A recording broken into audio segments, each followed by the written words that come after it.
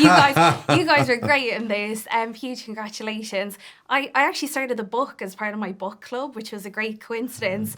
And I saw that Tom Michel said that in his head, the penguin kind of sounded like his mother. So I was kind of curious to know from you guys, like, what did the penguin sound like to you when you were on set? Where is he from? Is he your pet? I rescued him from an oil slick, and now he thinks he's my friend, but he's not my friend. Why did you save his life? I was trying to impress a woman I wanted to sleep with. Well, it didn't make any sounds when I was on set with it.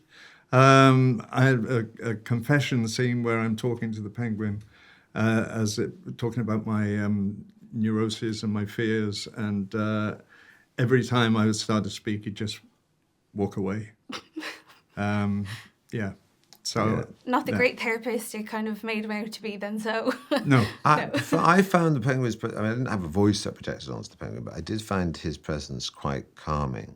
But there's something quite enigmatic about it, because you don't know what it's thinking, and yet it's not being angry or anything. It's quite calm. So it's I found myself being drawn in by the penguins, and I would talk to them every morning. I mean, they didn't talk back to me, but I liked to sort of see them in the morning with my coffee and say hello, ask them how they were, stroke them, sometimes pick them up.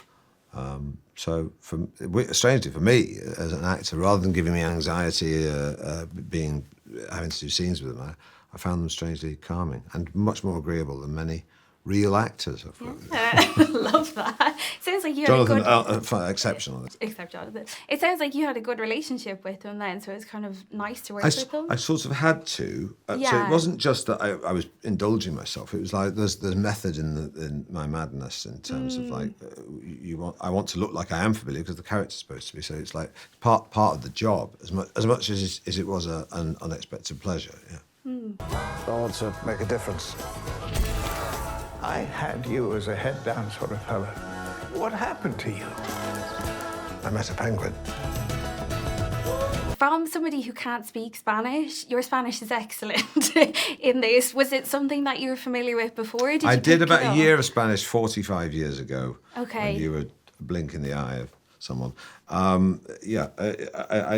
learned Spanish and then just forgot about it. And so, but when I came back for this, I sort of know what, if I can sort of very slowly translate it and know what the words mean. So I knew what I was saying. It wasn't just gobbledygook to me. Yeah. But I'm certainly not able to communicate properly in Spanish beyond ordering a drink.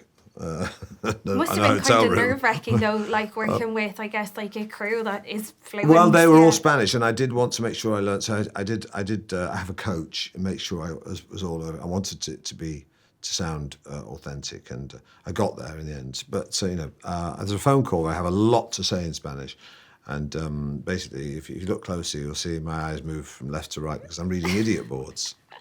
But I know that you just got your Irish passport a few years ago. Do you have any Irish, speaking of languages? Lucky. Well, I've never tired of the pleasure of walking past queues of Brexiteers who are lining up when they go into Europe, and I just sail past them because I'm still a member of the European community. Yeah, my wife and our children have Irish passports now, and I don't, being Welsh. Oh, well. Well, if the seeds from Great Britain, then maybe you just get a Welsh passport. Oh, there you go. Thank you guys so much for chatting with me. It's such a pleasure, and good luck on the Great. release Thank of you. the film in the UK. Cheers, thanks very Nice much. to meet you. Where are you from in Mayo? Oh, my family are from Ballindine.